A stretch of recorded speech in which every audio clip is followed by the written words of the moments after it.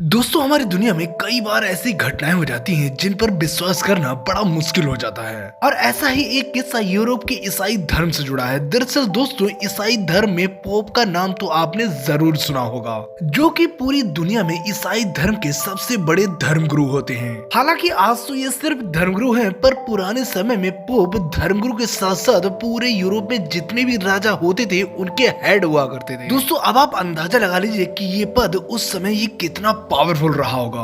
और इसीलिए आज हम आपको ईसाई धर्म के एक ऐसे पोप के बारे में बताएंगे जो पूरी दुनिया को धोखा देकर और अपनी होशियारी से पोप बनती है और भरी सभा में जब वो एक बच्चे को जन्म देती है और तब जाकर उसकी असलियत दुनिया के सामने आती है कि वो एक लड़का नहीं बल्कि एक लड़की है। दोस्तों ये बात है 8वीं शताब्दी की, जब जर्मनी के एक छोटे से गांव में एक लड़की का जन्म हुआ। ये बचपन से ही काफी खूबसूरत और इंटेलिजेंट थी, इसीलिए इसके माता पिता ने इसकी पढ़ाई लिखाई पर काफी ध्यान दिया और कुछ ही सालों के बाद इसकी होशियारी के चर्चे चारों तरफ होने लगे। उस समय स्पेन पर मुसलमानों का शासन हुआ करता था और वहाँ का एक मुस्लिम सन्यासी जब इसके गांव से होकर निकला तो उसकी मुलाकात इससे हुई। इसकी खूबसूरती को देख वो पागल हो गया और ये भी अपने आप को रोक नहीं पाई और ये दोनों एक दूसरे से प्यार करने लगे। ये इसको भगाकर स्पेन ले आया और यहाँ इसने मर्दों का भेष बनाया और इसके साथ रहने लगी और पूछे जाने पर इसने अपना नाम जॉन बताया। पर कुछ ही सालों के बाद लोगों को जब इन पर शक हुआ तब इन दोनों ने उस शहर को ही छोड़ दिया और एथेंस चले आए।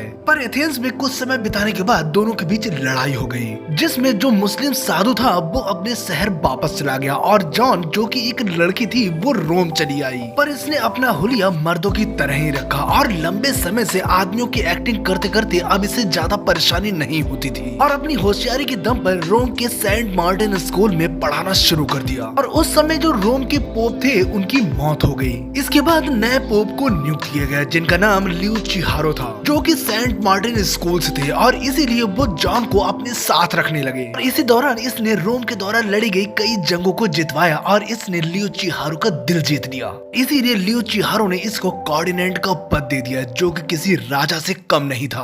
और अब ये पूरी तरह से पॉलिटिक्स में उतर चुकी थी और पोप ल्यूचिहारो की मौत के बाद अगले पोप की दावेदार जॉन थी, जो कि लोगों की नजर में तो एक आदमी था पर असल में वो एक लड़की थी। और इसके पोप बनते ही रोम की तरक्की होने लगी और रोम का खजाना पहले से ज्यादा भरने लगा और यूरोप के सारे राजा इसके सामने नतमस्तक होते थे। पर इसका ये खेल ज्यादा दिनों तक नहीं चला और जब ये एक बार अपने कपड़े बदल रही थी तभी उसके एक सेवक जिसका नाम बोल्डोव था उसने उसे नग्न अवस्था में देख लिया। फिर क्या था, उसका सेवक बोल्डोव जॉन को जमकर पीटता था। उसे जब मौका मिलता वो अपनी हवस पूरी करने लगता और कुछ ही समय के बाद जॉन प्रेग्नेंट हो गई और 9 महीने के बाद एक परेड के दौरान हजारों सिपाहियों के सामने उसके पेट में दर्द उठना शुरू हो गया और उसने वही बच्चे को जन्म देना शुरू कर दिया, जिसे अभी तक सभी लोग एक आदमी समझ रहे थे। वो एक औरत निकली और वो भी एक बच्चे को जन्म दे रही थी। उसके अधिकारियों और वहाँ मौजूद सिपाहियों ने उसी हालात में उसको घोड़े की पूंछ में बांधकर वहीं घसीटना शुरू कर दिया।